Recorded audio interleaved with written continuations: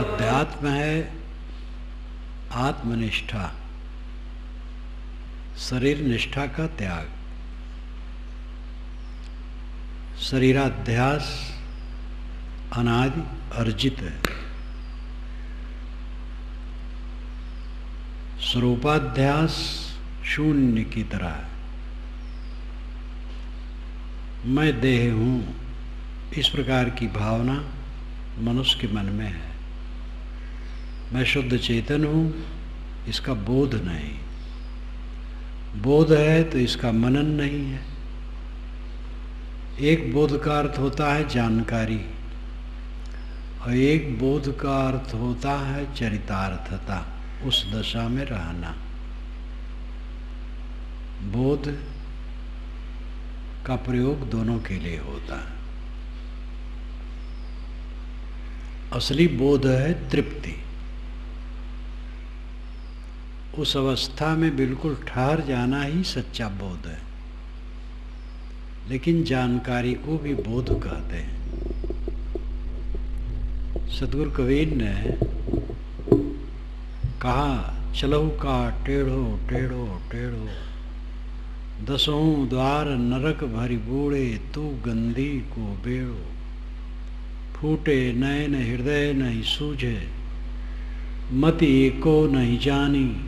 काम क्रोध तृष्णा के माते, बूढ़ी मुए बिन पानी। जो जारे तन भस्म होय धुरी, गाड़े किरमिट खाई। सीकर स्वान काग का भोजन, तन की है बड़ाई। चेत न देख मुग्ध नर बोरे, तुहि ते काल न दूरी। कोटिन जतन करो यह तन की, अंत अवस्था धूरी। बालू के घरवा में बैठे, चेतत नाही अयाना। कहीं कबीर एक राम भजे बिन, बूढ़े बहुत सयाना।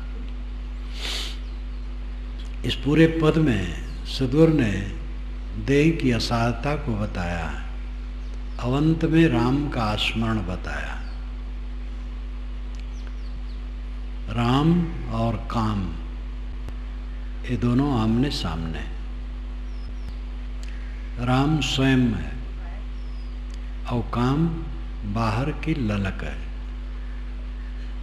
देह बाहरी है, आत्मा भीतरी है। चलो का टेढ़ो टेढ़ो टेढ़ो, का टेढ़े टेढ़े चलते हो? किसका अहंकार है तुम्हें? शरीर के एक एक अंग में अहंकार होता है। बाल में, मस्तक में, आँखों में, दांतों में, कान में, गले में, छाती में, पेट में, नितंब में, पैर में, घुटने में, पीठ में, उंगलियों में, नखों में, एक एक अंग में अध्यास है। मोहासक्ति है, अविद्या के कारण, अज्ञान के कारण। ये पूरा साज टट्टी पेशाब का है, हाड़ चाम का है। क्षण ही में भूलुंठित हो जाता है। मूर्छा आती है, आदमी को बेभान हो जाता है। क्षण ही में इसका पता नहीं लगता कहाँ गया। जवानी बहुत थोड़े दिन की है, फिर आदमी बूढ़ा हो जाता है। एक आदमी बड़ा लंबा चौड़ा सुंदर था, 50 बरस की उम्र।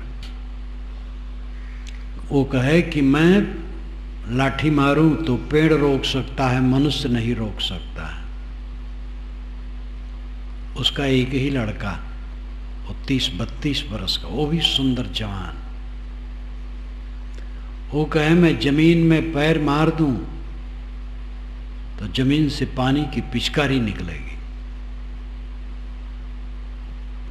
ऐसा दुर्भाग्य कि दोनों 1-2 बरस में मर गए। उसके ब्रह्मभोज में मैं गया। वहीं रहते रहते मैंने देखा घर भिट्ट हो गया। घर की जो 2 महिलाएं थी वो कहाँ गईं कुछ मुझे याद नहीं, वो भी मर गईं कि कहीं अलग चली गईं, भिट्ट हो गए। जिसको इतना बड़ा गुमान था, इतना बड़ा भ्रम था, थोड़े दिन में शून्य हो गया। बड़े बड़े राजे महाराजे शून्य हो जाते हैं। अभी हम लोगों के देखते देखते जवाहर नहीं रहे, इंदिरा नहीं रही, राजीव नहीं रहे, राव नहीं रहे। कई प्रधानमंत्री अपने कमरों में बैठे उदास होकर के दिल्ली में।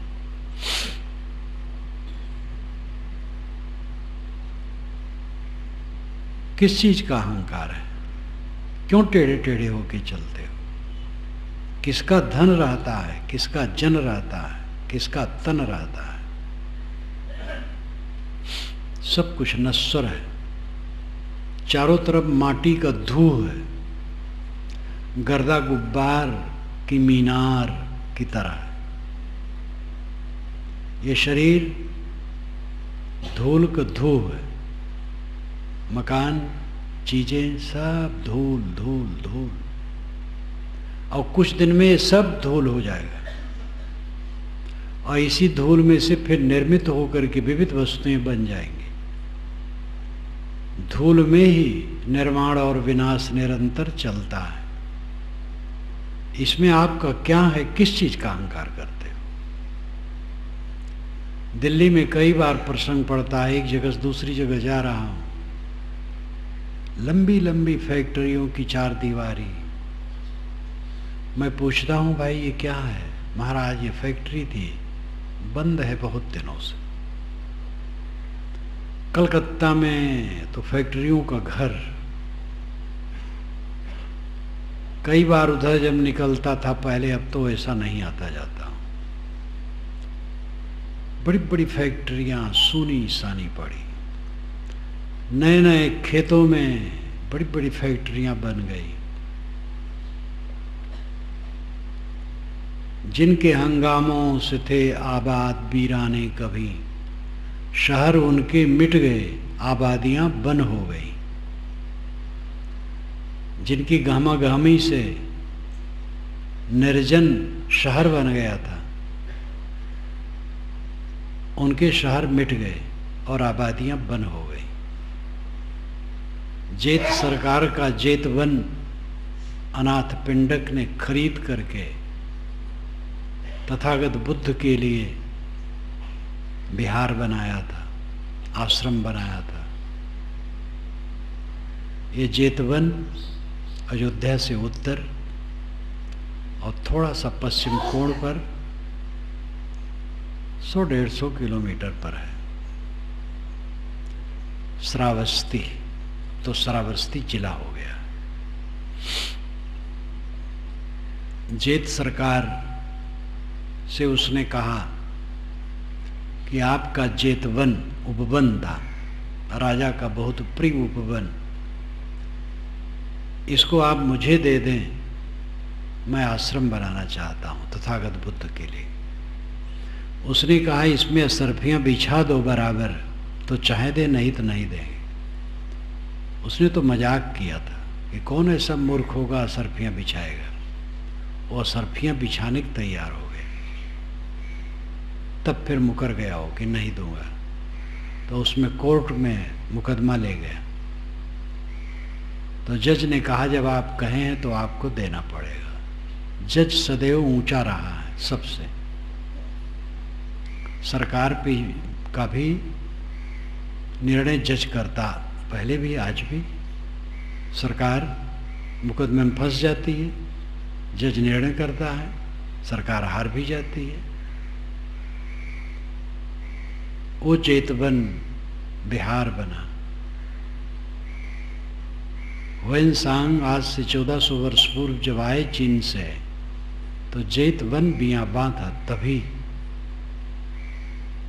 आज भी है, अब तो सरकार के संरक्षण में है और व्यवस्था है, केवल दर्शनार्थियों के लिए है, उसमें कोई निर्माण नहीं। दीवारें मोटी मोटी हैं, आंगन है, सड़कें हैं, पुरानी ईंटें हैं। जेतवन के पास में जापान की रानी शायद है, उसने थाईलैंड की रानी है शायद, उसने बहुत विशाल आश्रम अभी बनवाया, अभी अभी सैकड़ों एकड़ जमीन में। वहाँ खेत था, हम लोग जाते थे, खेत था, और वो सब हो गया। जेतवन बियाबा कुशीनारा में जहाँ तथागत बुद्ध ने शरीर छोड़ा था, एक गोरखपुर से उत्तर और पूरब कोण पर है।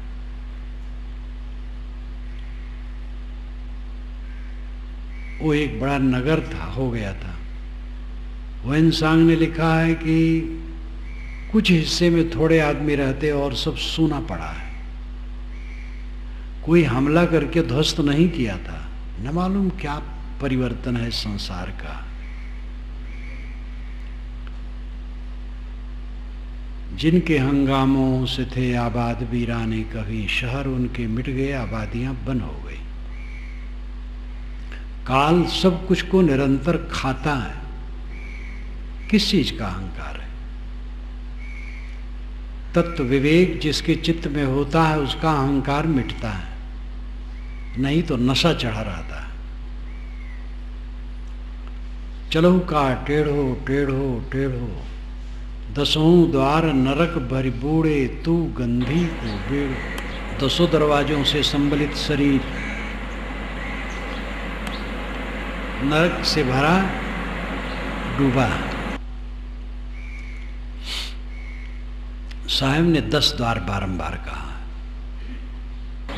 मैंने कल उपनिषद में 11 द्वार, गीता में 9 द्वार कहा है। 9 द्वारे पूरे देही।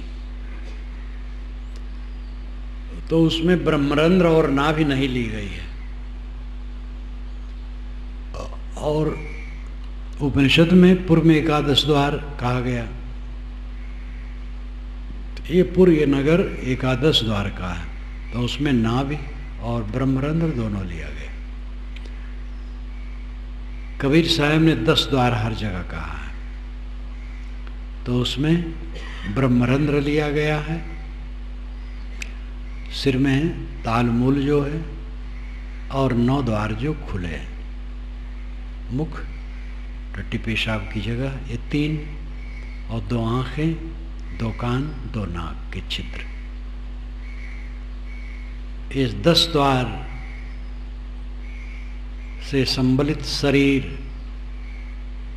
नरक का पिंड है।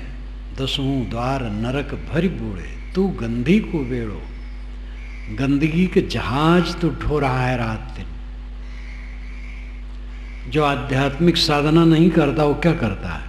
टट्टी पेशाब का कारखाना चला रहा है। जैसे कपड़ा बुनने का कारखाना, बर्तन बनाने का कारखाना, अनेक कारखाने होते हैं। इंसान क्या करता है? खाता है, पीता है, टट्टी पेशाब का कारखाना बनाता है। इसमें टट्टी बनती है, पेशाब बनती है, बस यही कारखाना चला रहा है। जीवन भर टट्टी पेशाब बनाने कारखाना चला रहा है। अगर आध्यात्मिक साधना नहीं करता है तो यही मेहतर का काम कर रहा है। मेहतर तो धोता है, लेकिन हम टट्टी पेशाब बनाते और निकालते हैं। अगर आध्यात्मिक काम कर रहा है तो सही है। फूटे नयन हृदय नहीं सूझे, मति एको नहीं जाने। तुम्हारी आंखें फूटी हैं, जो देख नहीं पा रहे हो शरीर क्या है? शरीर का अहंकार। 4 टट्टी हो जाए तो फिर उठना बैठना मुश्किल होता है, इसी का तुम्हें घमंड है। कुछ दिन बुखार आ जाए तो खाट पकड़ लेते हो, कहीं धक्का लग जाए तो हाथ पैर टूट जाएगा और हॉस्पिटल में पड़े रहोगे। और कहीं प्राण नाम निकल गए तो गए, राम नाम सत्य। रात दिन हमारे चारों तरफ हो रहा है। क्या हमारा शरीर कहीं अलग है? कुछ ऐसा ना हो तो भी रात दिन ये छीड़ हो रहा है और मिट करके रहेगा। किस चीज का घमंड है? फूटे नयन, तुम्हारी आंखें फूटी जो देख नहीं पाते हो। हृदय नहीं सूझे, हृदय की आंखों से भी नहीं सुझाई देता है कि निर्मित वस्तु मिटती है, मिली वस्तु छूटती है। 4 आंखों का वर्णन कबीर साहब कई बार करते हैं। ऊपर की 2 ऊ गई, हियहू की गई है राय, कहीं कबीर जाकी 4 ऊ गई, ताको का हो पाए। कबीर साहब का हृदय बहुत तेज था, इसलिए जो कहते हैं उनकी वाणी इतनी तेज रहती है कि सहृदय के चित्त में बेध जाती है। तो अब उनका हृदय ज़्यादा संवेदनशील है और सकारात्मक है। अब ऐसे भी होते कहते साहब हम ही को कह रहे हैं, यानी हमारी बुराई कर रहे हैं। अब उनकी गंदगी अभी भी की है। तो पात्रता अलग अलग है। एक स्कूल में बहुत बच्चे पढ़ते हैं, अब अध्यापक तो समान ही प्रवचन करता है सबके लिए। पात्रता के अनुसार विद्या में उन्नति अवनति लोगों की होती है। साहब का हृदय बड़ा तेज था, बड़ा साफ, पारदर्शी, वाणी भी पारदर्शी। अब वैसे वो कोमल थे। डॉक्टर हजारी प्रसाद द्विवेदी की भाषा में कहें, वज्रादप कठोर, कुसुमादप कोमल। वज्र से भी अधिक कठोर और फूल से भी अधिक कोमल उनका चित्त था। भ्रम को तोड़ने के लिए वो वज्र के समान थे, लेकिन साधकों, भक्तों और संतों के लिए फूल के समान थे। फूटे नयन हृदय नहीं सूझे, मति एको नहीं जानी। एक भी बुद्धि कल्याण की तुम्हारे में नहीं है। काम क्रोध तृष्णा के माते, बूढ़ी मुए बिन पानी। काम क्रोध और तृष्णा में तुम डूबे हो, रात दिन मत वाले हो।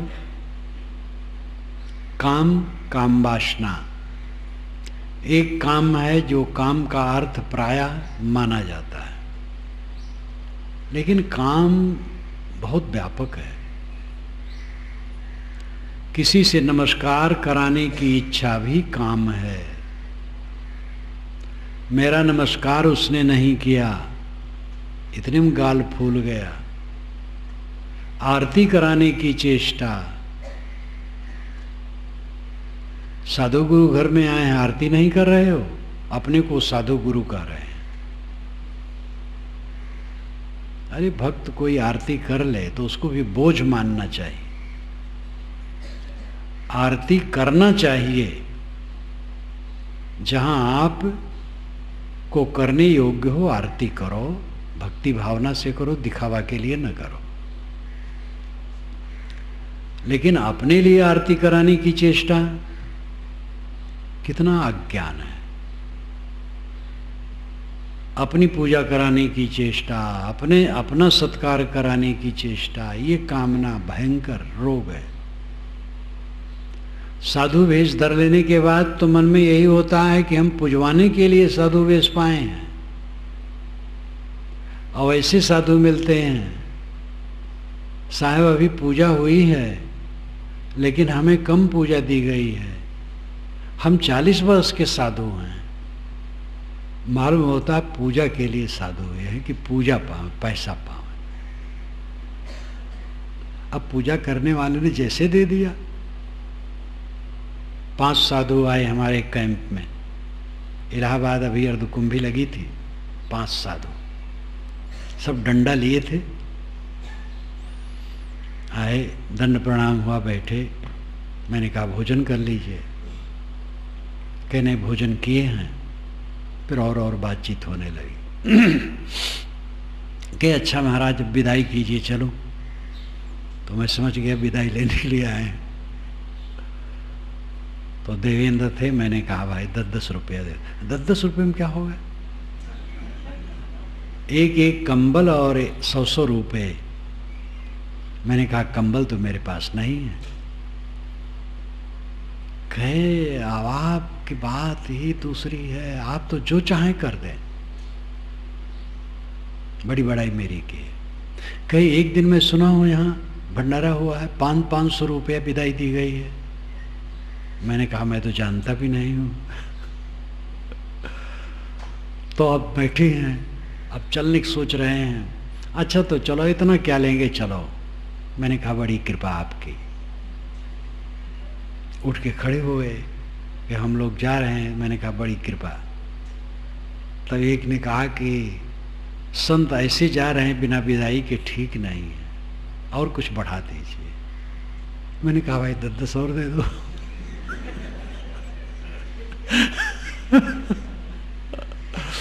तो ले लिए चले गए। क्या रस है साधु होने, क्या रस है। ऐसे लोग भ्रम पैदा करते हैं समाज में कि ऐसे साधु होते हैं। अब बड़े बड़े साधु नामधारी जो चमत्कारी बाबा और धूर्ता और ठगाई बेईमानी करते हैं और जालसाजी, बाहर कुछ भीतर कुछ, एक नहीं अनेक हैं। प्रसिद्धों में तो वही छाए हैं, कहीं यहाँ कुकर्म कहीं वहाँ कुकर्म, पकड़े भी जाते हैं, जेल भी जाते हैं, ऐसा भी हो जाता है, सारा कुकर्म चलता है। तो समझते हैं साधु सब ऐसे ही। अभी याद नहीं है किस शहर में था, तो उन अपने बच्चों को लेकर के वो आए मिलने के लिए, शायद काठमांडू की बात है।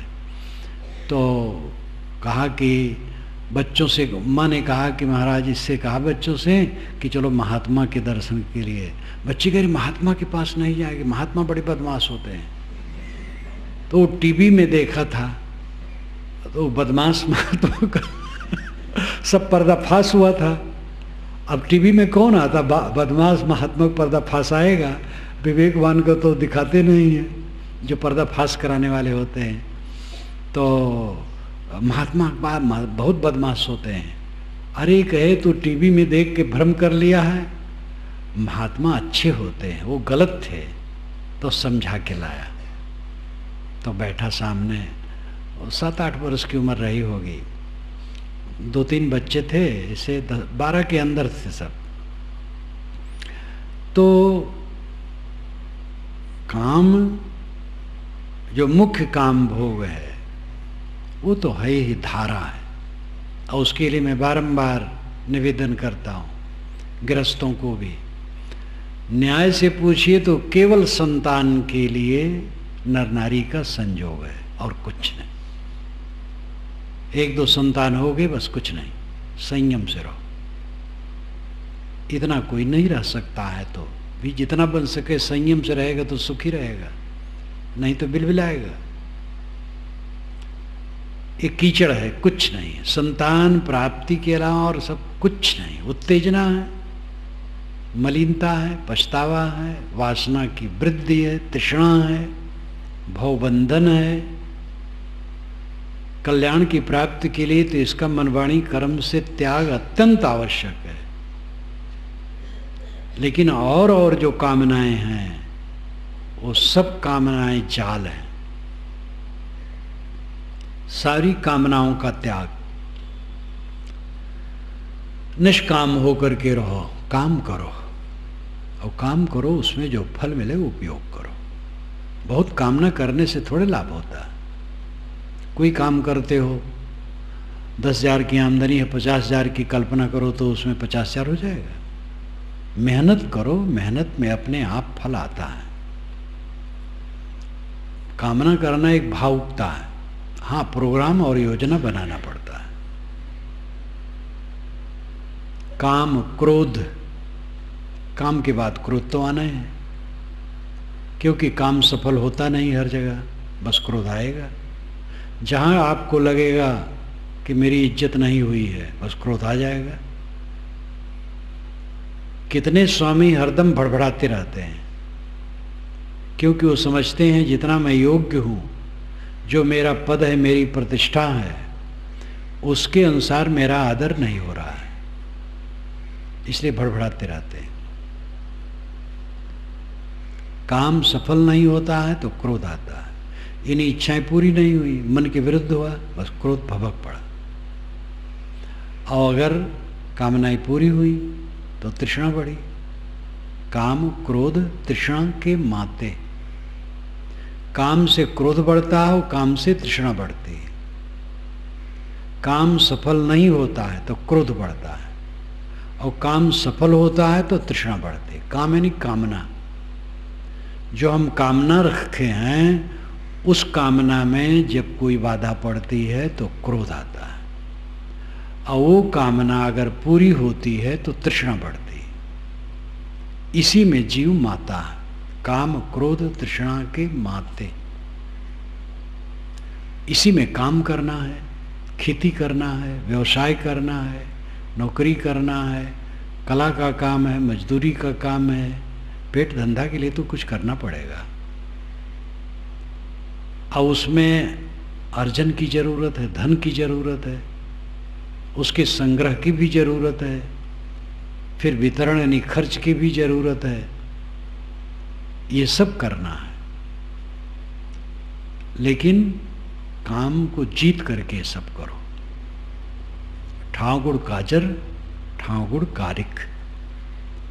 आंख में लगे तो कज्जल है, गाल में लगे तो कालिक है। थोड़े में बिंदु का फर्क होने से ऊपर नीचे खुदा का जुदा हो जाता है।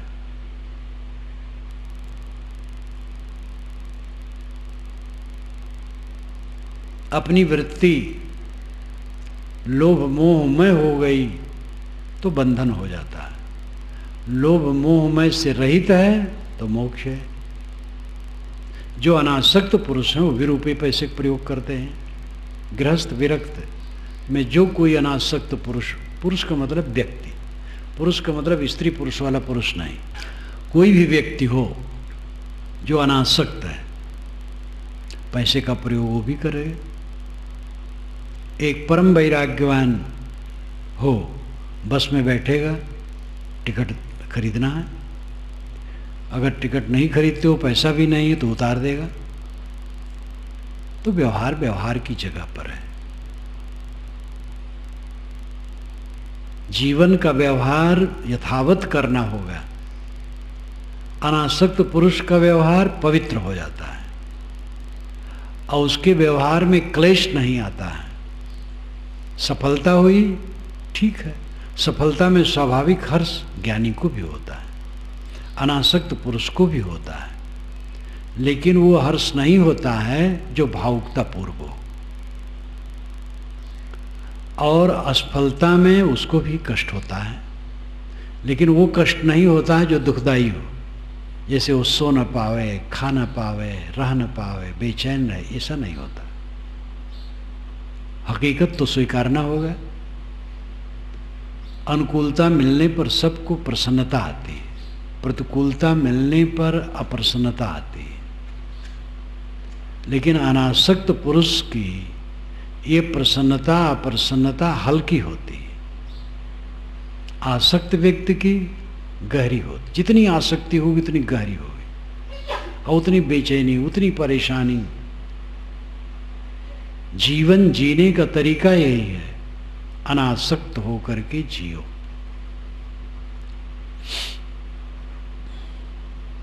उपासना पद्धति कोई हो, अनासक्ति न होने से कोई उपासना सफल नहीं होती।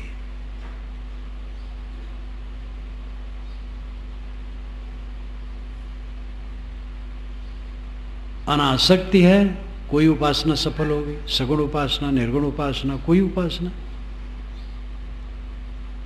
इष्ट हम अलग इष्ट मानते हैं, श्री राम को, श्री कृष्ण को, शिव को, कबीर को, बुद्ध को, किसी महापुरुष को इष्ट मानते हैं, और उनमें मन लगाना है। तो दुनिया से अनासक्त होगे तब तो उनमें मन लगेगा, और दुनिया में आसक्ति हो तो उनमें कैसे मन लगेगा। निर्गुण उपासना, आत्मा में मन लगाना है, तो अनात्मा का मोह छूटेगा तब तो उसमें लगेगा। साधकों को जो साधना में सफलता नहीं होती है, उसमें मूल कारण है अनासक्ति का न होना। जितनी अनासक्ति पक्की होगी उतनी सफलता होगी।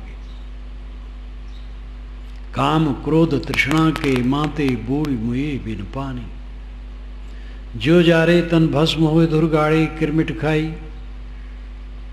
शरीर को जला देने पर यह राख हो जाता है, गाड़ देने पर कीड़े मिट्टी खा लेते हैं। जो जारे तन भस्म होए धुरगाड़े किरमिट खाई।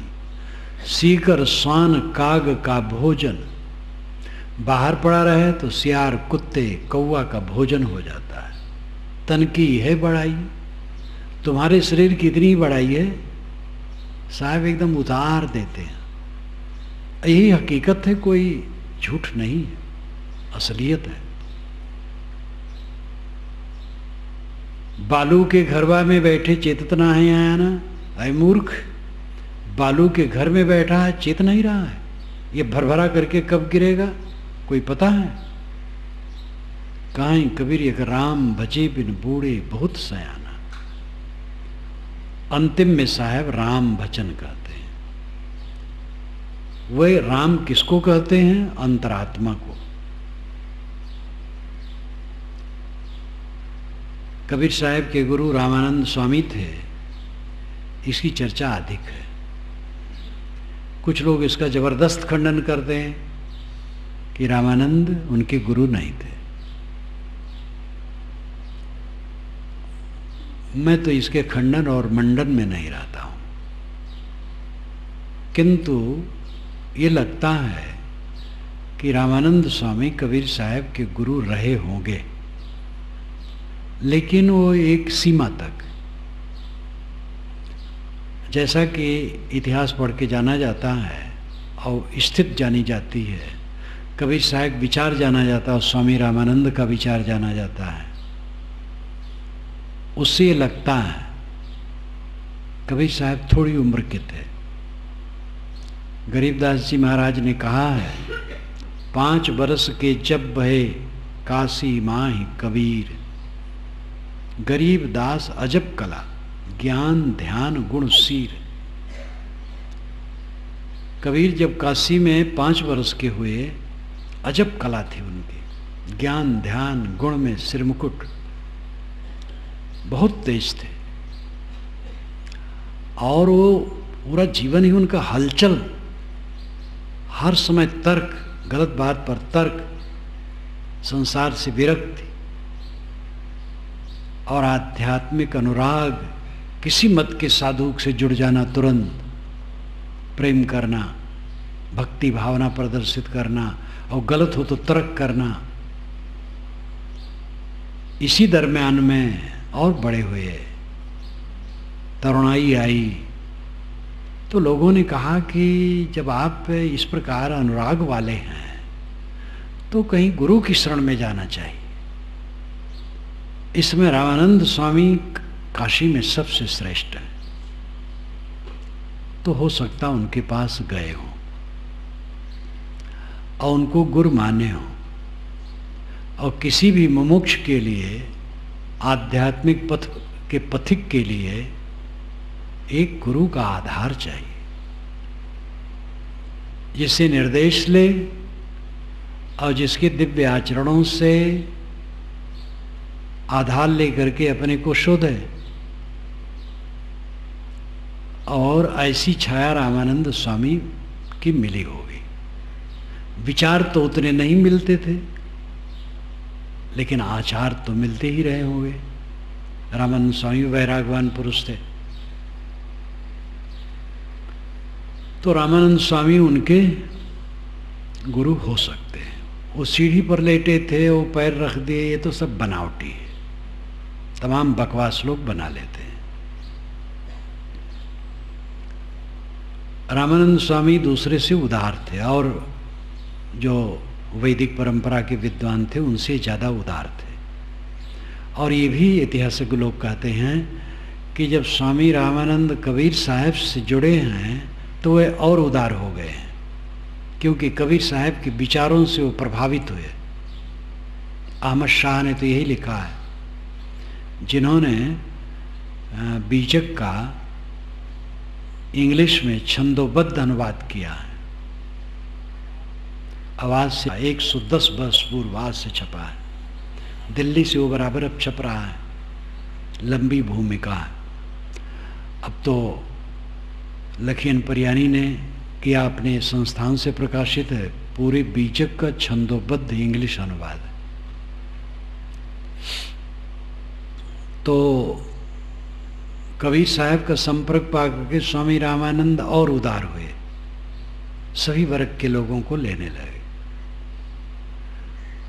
प्रामाणिक ग्रंथ बीजक में कबीर साहब के तरफ से रामानंद स्वामी के लिए केवल एक पंक्ति है, रामानंद राम रस माते, काहीं कबीर हम कई कई थाके।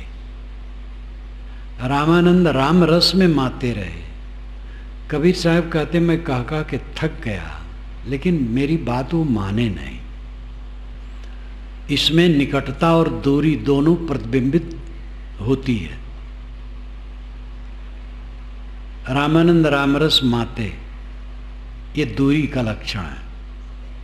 रामानंद स्वामी रामरस में माते रहे, तो रामरस में तो कबीर साहब भी माते रहे, लेकिन दोनों के रामरस में फर्क था। रामानंद स्वामी श्री राम को ज़्यादा श्रेय देते थे, या परोक्ष में कोई राम होगा, और कबीर साहब अपरोक्ष राम, आत्मा रूपी राम पर जोर देते थे। ये दोनों में फर्क था।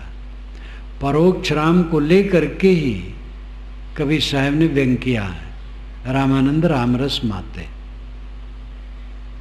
ये विचारों का फर्क। और काहीं कबीर हम कहीं कहीं थाके, ये निकटता के वचन है, ये ध्यान देने योग्य है।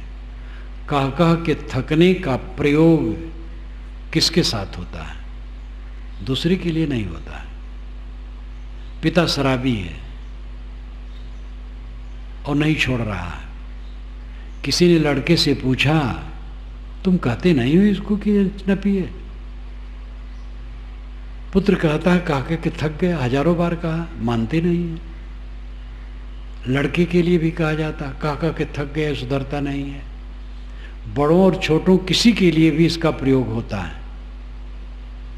और अपने निकट के लोगों के लिए होता, दूर के लोगों के लिए नहीं होता है। दूर के लिए कोई कह के थकता नहीं है, अपने के लिए कह के थकता है। इसलिए रामानंद स्वामी और कबीर साहब की निकटता इस वचन से जाहिर होती है, और गुरु शिष्य का संबंध रहा होगा। कबीर साहब एक सहृदय, विवेकवान, वैराग्यवान, ज्ञानवान संत थे। वो गुरु का आदर तो बीजक में ही प्रामाणिक ग्रंथ जो है भरा है। गुरु का उपकार, जाको सदगुरु ना मिला व्याकुल दो दिस धाय, आँख न सूझे बावरा घर जरे घूर बुताए, गुर सीढ़ी ते उतरे शब्द विमुखा होए, ताको काल घसीटी है राख सके नहीं कोय। बीजक में ही केवल देखो कबीर साहब के वचन में गुरु के प्रति कितनी भावना है। अन्य वाणियों में तो और बहुत है जो कबीर साहब वाणी मानी जाती है। तो रामानंद स्वामी एक योग्य वैराग्यवान संत थे, तो उनको गुरु माने स्वाभाविक है। लेकिन विचारों का फर्क था, वो भी कहते हैं। और कबीर साहब ऐसे नहीं थे कि बस मान लो गुरु हैं तो मान लो, वो यथार्थ को मानने वाले थे। ये उनकी विशेषता थी। तो यहां पर बात आई राम रस में मतना। राम रस आत्मरस, राम सबके अंदर है। एक राम दशरथ का बेटा, एक राम है घट घट लेटा, एक राम है जगत पसारा, एक राम है जग से न्यारा। ये कहावत है। एक राम दशरथ का बेटा, वो हमारा पूर्वज है, पूज्य। और एक राम घट घट लेटा, सभी शरीरों में जो आत्मा है वो राम है। और उसमें एक राम है जगत पसारा, एक राम तो जगत पसारा में डूबा है, यानी एक प्रकार के जीव हैं जो दुनिया के मोह माया में डूबे, और एक राम है जग से न्यारा। एक राम ऐसा जग से न्यारा हो गया। तो कुल मिलाकर के जो घट घट में है वही राम है। और दशरथ पुत्र राम वो एक व्यक्ति है। वैदिक परंपरा की तमाम शाखाएं हैं, वे राम को उपास्य नहीं मान सकते हैं, लेकिन अंतरात्मा रूपी राम की उपासना कोई भी इनकार नहीं कर सकता है। वैदिक छोड़ दो, मुसलमान, ईसाई, यहूदी, कोई नहीं इनकार कर सकता है, क्योंकि वही राम है, आत्मा राम है। अपने आत्मा राम को पहचानो। स्वामी शंकराचार्य कहते हैं, यथा यथा प्रत्यगवस्थितम मनः तथा तथा मुंचति वाहि वासना निशेष मोक्षे सति वासनानाम आत्मानुभूति प्रतिबंध शून्य। यथा यथा जैसे जैसे, यथा यथा प्रत्यक अवस्थितम मनः, प्रत्यक अवस्थितम मनः, प्रत्यक भीतर मन अवस्थित होगा। जैसे जैसे मन बाहर से लौटकर अंतर में स्थित होगा, तथा तथा मुंचित बाह्य वासना, वैसे वैसे बाहरी वासनाएं छूटती चली जाएंगी। निशेष मोक्षे सति वासना नाम, सारी वासनाओं, निशेष नाम सारी, समस्त वासनाएं जब छूट गईं, आत्मानुभूति की प्रतिबंध शून्य, तब प्रतिबंध शून्य आत्मा की अनुभूति होती है, बंधन रहित आत्मा की अनुभूति होती है। बस इतने ही मोक्ष और बंधन है। बाहर मन फंसा है, बंधन है। बाहर से मन सिमट करके अंतर्मुख हो गया, मोक्ष है। चित्त की पूरी निर्मलता मोक्ष है। खिंचाव गंदगी है, खिंचते रहना, किसी व्यक्ति में, वस्तु में, परिस्थिति में खिंचते रहना, आसक्त रहना, ये बंधन है। कहीं न खींचना, कहीं आकर्षित न होना, अनाकृष्ट स्थित, यही मोक्ष है। मोक्ष में स्थित कहाँ है? स्वरूप में। पर रूप में स्थित नहीं होती, स्वरूप में होती है। स्वरूप स्थित, स्वरूप स्थित, स्व खुद रूप पदार्थ स्थित ठहर जाना, अपने पदार्थ में रुक जाना। अपना पदार्थ स्वच्छ सत्ता है, स्वचेतन सत्ता, और उसी को आत्मा ब्रह्म इत्यादि सब कुछ कहा जाता है। उसके अलावा कहीं कुछ खोजने से मिलेगा नहीं। जहाँ खोजो फिर मन का चक्कर चला, वासनाएं शांत हो गई, अपने आप में स्थिर हो गया, बस गंतव्य मिल गया, मंजिल मिल गई। अब फिर मन चलाओ तो मन चलाओ तो फिर दूर जाओ। मन चलेगा तो संसार में फैलेगा, और मन सिमट गया, संसार से लौट आए अपने आप में। तो परमात्मा कहीं बाहर की चीज नहीं जो मिले, आत्मा परमात्मा है। कहाँ है कबीर ये कि राम भजे बिन बूढ़े बहुत सयाना। साहब कहते हैं कि राम के भजन में ना बहुत सयाने, बहुत समझदार डूब गए, अपने को बहुत बड़ा विद्वान और सयाने मानते थे और डूब गए। ऐसे ऐसे विद्वान मिलते हैं जो वासना में बिलबिलाते हैं। अच्छे विद्वान है, प्रखर विद्वान है, कई भाषा के विद्वान है, लेकिन अध्यात्म से कोरे हैं। पंडितों में ऐसे ऐसे होते हैं। एक पंडित की प्रशंसा तो मैंने इतनी सुनी थी, क्या पूछना। बचपन में, पूर्व आश्रम की बात है, जब मैं एक बारात में गया और वहाँ पर ये सुना कि वो भी आए हैं, तो मैं खुश हो गया। और मेरी भक्ति भावना खूब रहती ही थी।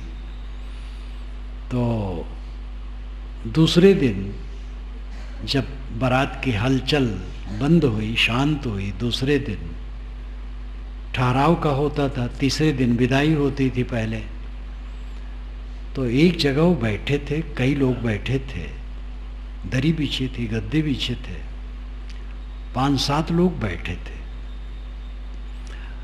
मैं उनको पहचान तो लिया था लोगों द्वारा कि वही हैं, और बुजुर्ग थे। उस समय उनकी उम्र कम से कम 75 रही होगी, और मेरी उम्र तो मुझे याद भी नहीं कितनी रही होगी, 14 रही होगी कि 15 रही होगी। मैं भी बैठ गया, कई पंडित बैठे थे, और उनके साथ बैठने से मुझे लगा कि मुझे कुछ मिलेगा। और वो जो अश्लील बोल रहे थे, संस्कृत उदाहरण, श्लोक पर श्लोक, और भाषा में भी संस्कृत बोलते जाएं, और जो विषय वासना की बात, मैं तो ऊब गया।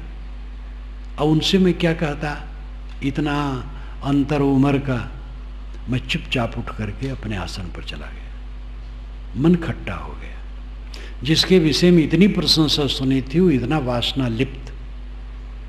दूसरे एक थे, वो एक कम उम्र के थे, उनसे बहुत दिनों के बाद उनसे भी मुलाकात हुई, वो भी ऐसे थे। तो ऐसे ऐसे पंडित होते हैं जो वाणी की धारा हैं, वाग वैखरी, शब्दच्छरी, शास्त्र व्याख्यान कौशलम, वैदुषम विदुषाम मध्य भुक्ते न तो मुक्ते। वाणी की धारा, वाग वैखरी, वाणी से खूब तेज बोलते हैं, शब्द झरी, शब्दों की झड़ी लगा देते हैं, शास्त्र व्याख्यान कौशलम, शास्त्र की व्याख्या करने में कुशल होते हैं। लेकिन विद्वानों के बीच में अपनी महिमा बढ़ा करके भोग का साधनों करते हैं, कोई कल्याण का नहीं। इसलिए विद्वान होना कोई कल्याणकारी नहीं है। न विद्वान होना, न धनवान होना, न प्रतिष्ठित और पूजित होना कल्याणकारी है। कल्याणकारी है निर्मल मन का होना। कम पढ़े लिखे कोई हर्ज नहीं, काम चलाओ है, और अपने मन को शुद्ध करने के लिए यथार्थ बोध प्राप्त करे, मन को शुद्ध करे, अपने आप में ठहराव करे, बस बेड़ा पार है। और बहुत पढ़ा और बह गया तो क्या हुआ? इसलिए वास्तविकता पर ध्यान देने की जरूरत है। कबीर साहब काशी में रहे तभी तो कहे पोथी पढ़ पढ़ जगमुआ पंडित हुआ न कोई। पंडितों का गढ़ है। कबीर साहब के जमाने के 1000 वर्ष 1500 वर्ष पूर्व से ही, 2000 वर्ष पूर्व से ही काशी पंडितों का गढ़ रहा है, आज भी है। गली गली में वहाँ संस्कृत विद्यालय, सामान्य विद्यालय, 4 विश्वविद्यालय वहाँ हैं। और पंडितों के घरों में अभी भी पांडुलिपियाँ संस्कृत ग्रंथों की बहुत पड़ी हैं, जो छपी ही नहीं है। तो पंडितों का गढ़ आज भी है। लेकिन पंडित क्या करेगा? इसका मतलब ये भी नहीं कि जितने पंडित हैं सब ऐसे होते हैं। साधक भी होते हैं, अच्छे भी होते हैं। अच्छाई बुराई तो कहीं भी हो सकती है। कोई वर्ग, कोई जात, कोई वर्ण, कोई क्षेत्र, कोई देश की व्यर्थ प्रशंसा की जरूरत नहीं है। सब जगह उत्तम मध्यम कनिष्ठ है। खास बात है कि जिसमें हमारे जीवन की सफलता है वो है यथार्थ बोध और चित्त की निर्मलता में। यथार्थ बोध हो कि मेरा अपना स्वरूप शुद्ध चेतन है, उसी को आत्मा कहते हैं। ब्रह्म, परमात्मा इत्यादि शब्दों का प्रयोग उसी के लिए अंततः किया जाता है। पाने जैसी चीज कुछ बाहर की नहीं है, किंतु चित्त का पूरा निर्मल कर लेना और दुनिया से अनासक्त हो जाना, देहाभिमान से छूट जाना, आत्मलीन स्थिति को प्राप्त कर लेना, ये जीवन की ऊंचाई है। इसी में परमानंद है, इसी में दुखों का अंत है। यही काम सबको करना चाहिए, जो जितना कर सके। बूढ़े हैं, बच्चे हैं, गृहस्थ हैं, विरक्त हैं, स्त्री हैं, पुरुष हैं, इस चीज़ को समझें और समझ करके अपनी अपनी श्रेणी के अनुसार इसका अभ्यास करें।